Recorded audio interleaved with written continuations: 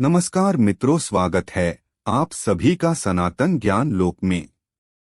आज हम जानेंगे सोहान ध्यान विधि किस प्रकार है। इससे पहले अगर आप कुछ नया सीखना और जानना चाहते हैं तो चैनल को सब्सक्राइब जरूर करें। मित्रों, सोहान ध्यान एक ऐसी ध्यान है जो आपकी जिंदगी आसान करने में मदद करती है। इसीलिए ये वीडियो को पूरा जरूर देखें और ध्यान से सुनें। हमेशा उस विधि से शुरू करें जो रुचिकर लगे। ध्यान को जबरदस्ती थोपना नहीं चाहिए। अगर जबरदस्ती ध्यान को थोपा गया तो शुरुआत ही गलत हो जाएगी। जबरदस्ती की गई कोई भी चीज सहज नहीं हो सकती। अनावश्यक कठिनाई पैदा करने की कोई जरूरत नहीं है। यह बात अच्छे से समझ लेनी है, क्योंकि जिस दिशा में मन की सहज रुचि हो उस दिशा में ध्यान सहजता से घटता है।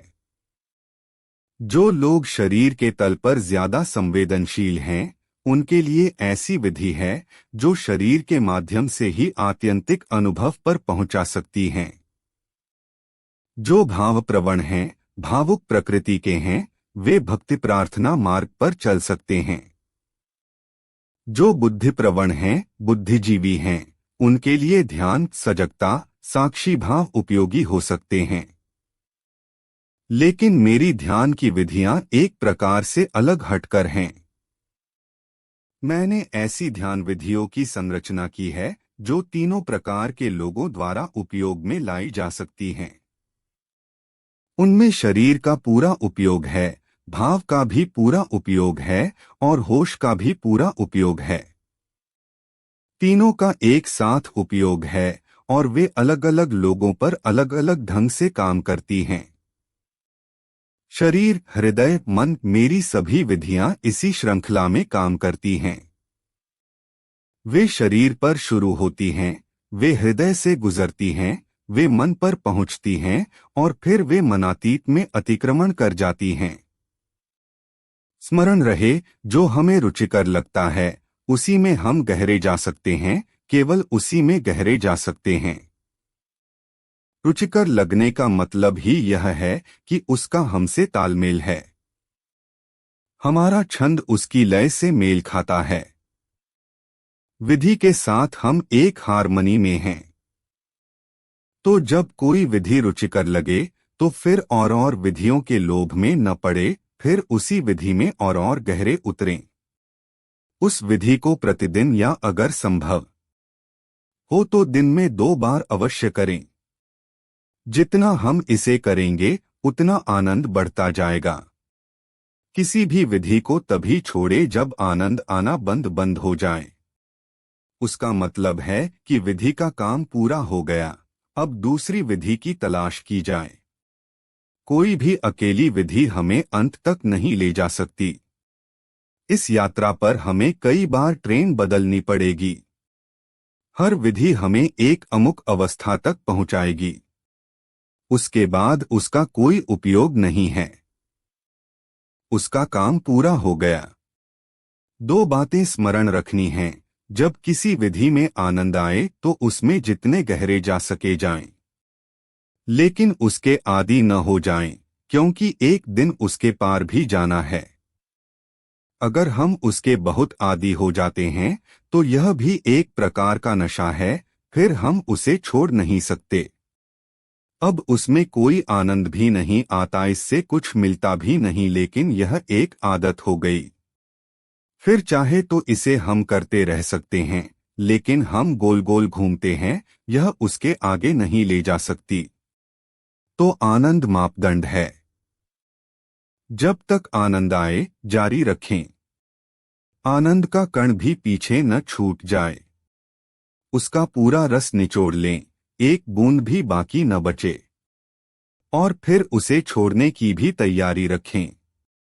फिर कोई दूसरी विधि चुन लें जिसमें फिर आनंद आता हो। हो सकता है हमें कई बार विधि बदलनी पड़े। यह अलग अलग लोगों के लिए अलग अलग होगा, लेकिन ऐसी बहुत कम संभावना है कि एक विधि से पूरी यात्रा हो जाए। लेकिन बहुत सी विधियां एक साथ करने की भी जरूरत नहीं है, क्योंकि हम उलझन में पड़ सकते हैं, विपरीत प्रक्रियाएं एक साथ कर सकते हैं और तब तकलीफ होगी, दर्द होगा। तो कोई भी दो ध्यान की विधियां चुन लें और फिर उन्हें सतत करें। असल में मैं तो चाहूंगा कि कोई एक ध्यान ही चुने, यह सबसे अच्छा होगा। जो ध्यान हमें भाए उसे दिन में कई बार करना ज्यादा बेहतर है। इससे उसमें गहराई आती है। अगर हम कई ध्यान एक साथ करते हैं, एक दिन एक, दूसरे दिन दूसरा, और हम अपने ही ध्यान गढ़ लेते हैं, तो ऊहापोह बढ़ेगा। विज्ञान भैरव तंत्र में ध्यान की 112 विधियां हैं। हम पागल हो जा सकते हैं। हम वैसे ही पागल हैं। ध्यान की ये विधियां कोई मनोरंजन नहीं हैं। ये कभी कभी खतरनाक भी हो सकती हैं। हम मन के सूक्ष्म, अति सूक्ष्म यंत्र के साथ खेल रहे हैं। कभी एक छोटी सी चीज, जिसका हमें होश भी नहीं कि हम क्या कर रहे हैं, खतरनाक सिद्ध हो सकती है। इसलिए इन विधियों में कोई हेरफेर न करें और अलग अलग विधियों को मिलाकर अपनी ही कोई खिचड़ी विधि न ईजाद करें। कोई भी दो विधियां चुन लें और कुछ सप्ताह उनका प्रयोग करके देखें। ध्यान के प्रकार। ध्यान के प्रकार भाग 1। आपने आसन और प्राणायाम के प्रकार जाने हैं, लेकिन ध्यान के प्रकार बहुत कम लोग ही जानते हैं। निश्चित ही ध्यान को प्रत्येक व्यक्ति की मनोदशा के अनुसार ढाला गया है। मूलत ध्यान को 4 भागों में बांटा जा सकता है। 1 देखना, 2 सुनना, 3 श्वास लेना और 4 आंखें बंद कर मौन होकर सोच पर ध्यान देना। देखने को दृष्टा या साक्षी ध्यान, सुनने को श्रवण ध्यान, श्वास लेने को प्राणायाम ध्यान और आंखें बंद कर सोच पर ध्यान देने को भ्रिकुटी ध्यान कह सकते हैं। उक्त 4 तरह के ध्यान के हजारों उप प्रकार हो सकते हैं। उक्त चारों तरह का ध्यान आप लेटकर, बैठकर, खड़े रहकर और चलते चलते भी कर सकते हैं। उक्त तरीकों को में ही ढलकर योग और हिंदू धर्म में ध्यान के हजारों प्रकार बताए गए हैं, जो प्रत्येक व्यक्ति की मनोदशा अनुसार हैं। भगवान शंकर ने मां पार्वती को ध्यान के 112 प्रकार बताए थे, जो विज्ञान भैरव तंत्र में संग्रहित हैं। ऐसे लाखों लोग हैं जो देखकर ही सिद्धि तथा मोक्ष के मार्ग चले गए। इसे दृष्टा भाव या साक्षी भाव में ठहरना कहते हैं। आप देखते जरूर हैं, लेकिन वर्तमान में नहीं देख पाते हैं। आपके ढेर सारे विचार, तनाव और कल्पना आपको वर्तमान से काट कर रखते हैं। बोधपूर्वक अर्थात होशपूर्वक वर्तमान को देखना और समझना, सोचना नहीं ही साक्षी या दृष्टा ध्यान है। सुनकर श्रवण बनने वाले बहुत है। कहते हैं कि सुनकर ही सुन्नत नसीब हुई। सुनना बहुत कठिन है। सुने ध्यान पूर्वक पास और दूर से आने वाली आवाजें। आंख और कान बंद कर सुने भीतर से उत्पन्न होने वाली आवाजें। जब यह सुनना गहरा होता जाता है, तब धीरे धीरे सुनाई देने लगता है नाद, अर्थात का स्वर। श्वास पर ध्यान बंद आंखों से भीतर और बाहर गहरी सांस लें, बलपूर्वक दबाव डाले बिना यथासंभव गहरी सांस लें, आती जाती सांस के प्रति होशपूर्ण और सजग रहे। बस यही प्राणायाम ध्यान की सरलतम और प्राथमिक विधि है।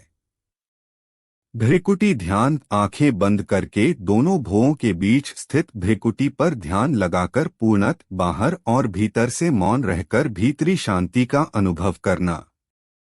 होशपूर्वक अंधकार को देखते रहना ही भ्रिकुटी ध्यान है। कुछ दिनों बाद इसी अंधकार में से ज्योति का प्रकटन होता है। पहले काली, फिर पीली और बाद में सफेद होती हुई नीली। अब हम ध्यान के पारंपरिक प्रकार की बात करते हैं। यह ध्यान 3 प्रकार का होता है। 1 स्थूल ध्यान, 2 ज्योतिर्ध्यान और 3 सूक्ष्म ध्यान। 1 स्थूल ध्यान। स्थूल चीजों के ध्यान को स्थूल ध्यान कहते हैं, जैसे सिद्धासन में बैठकर आंख बंद कर किसी देवता, मूर्ति, प्रकृति या शरीर के भीतर स्थित हृदय चक्र पर ध्यान देना ही स्थूल ध्यान है। इस ध्यान में कल्पना का महत्व है। 2 ज्योतिर्ध्यान। मूलाधार और लिंगमूल के मध्य स्थान में कुंडलिनी सर्पाकार में स्थित है। इस स्थान पर ज्योतिरूप ब्रह्मा का ध्यान करना ही ज्योतिर्ध्यान है। 3 सूक्ष्म ध्यान। साधक सांभवी मुद्रा का अनुष्ठान करते हुए कुंडलिनी का ध्यान करे। इस प्रकार के ध्यान को सूक्ष्म ध्यान कहते हैं। ये थी कुछ जानकारी। अगर अच्छी लगी तो लाइक और सब्सक्राइब जरूर करें।